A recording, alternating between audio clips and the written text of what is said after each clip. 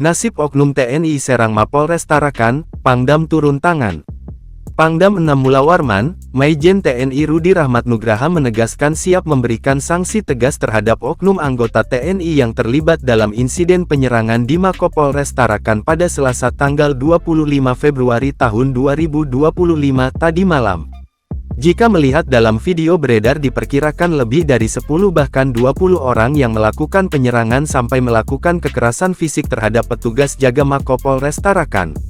Kemudian, ada juga dalam satu video beredar, satu personel Polres Tarakan abis dihajar alias dikeroyok diduga pelakunya dari rombongan yang sama diduga dari rombongan sama yang menyerang Polres Tarakan.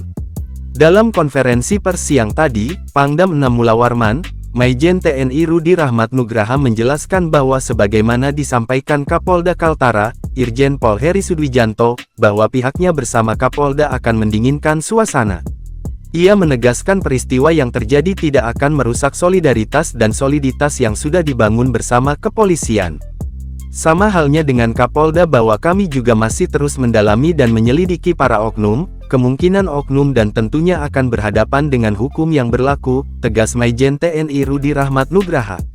Adapun ditanya apakah ada sanksi terberat dan komitmen dari pihaknya, mengingat selain melakukan pemukulan juga merusak fasilitas publik berupa layanan publik di Polres Tarakan. Pangdam 6 Mulawarman menjelaskan pihaknya menegaskan ada.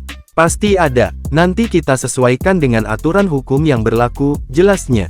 Apakah peradilan militer? Ia menegaskan nanti akan melihat lagi dari hasil penyelidikan lalu akan diklasifikasi. Mana yang paling berat mana yang ringan dan sedang. Saat ini masih proses, jelasnya.